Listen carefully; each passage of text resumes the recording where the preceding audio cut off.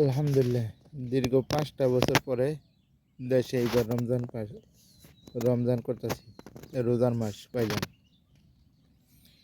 আমার মতো এমন হাজারো প্রবাসী আছে ভাই, যে রোজার মাস 5 বছর 10 বছর রোজার মাসও বাড়িতে থাকতে পারে না, ঈদরাও ঠিক মতো করতে পারে না।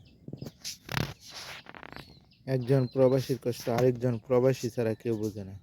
আমিও ভাই এই 5টা, আগে আরও প্রায় 15টা, 5টা 17টা 17টা রোজা, 16টা রোজা আমি দেশে করতে পারি না।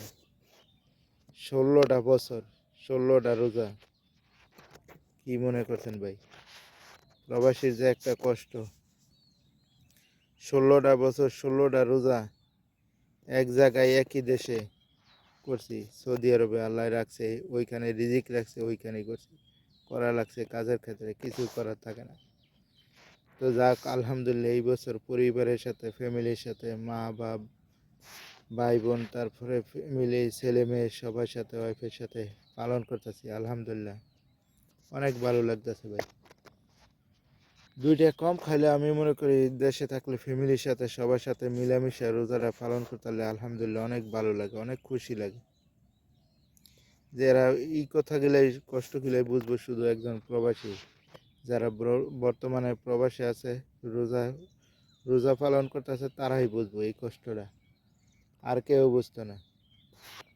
কারণ এই রোজার শেষে, রোজার একটা ঈদ আসে, কুরবানি ঈদ আসে। অনেকে বহুত এমন, আমি তো 15 বছর 16 বছরে 30-32টা ঈদ প্রবাসের মাটিতে কাটাইছি। আমার মতো এমন আরও হাজারো প্রবাসী আছে, আরও দ্বিগুণ কাটাইছে। বছরে 2টা ঈদ মিলে কেউ 40টা, কেউ 50টা, এরকমেরও মানুষ আছে প্রবাসের মাটিতে কাটাইছে ঈদ। তো আবার কিছু আছে ফ্যামিলি নিয়ে লইছে ভাই, তাদের হিসাব তো আলাদা।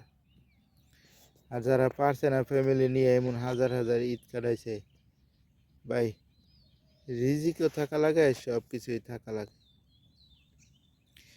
রিজিকে ছিল ওইখানে, তাই ওইখানে রোজা পালন করছে। আল্লাহ রাখছে রিজিকে এই বছর দেশে, তাই আলহামদুলিল্লাহ আল্লাহর রহমতে দেশে ঈদ কাটাইতেছে। ছেলে মেয়ে বউ পোলাপান সব আছে এখানে, মা বাপ সবার সাথে মিলেমিশে ঈদ কাটাইতেছে। আলহামদুলিল্লাহ নিজের কাছে অনেক খুশি লাগতেছে।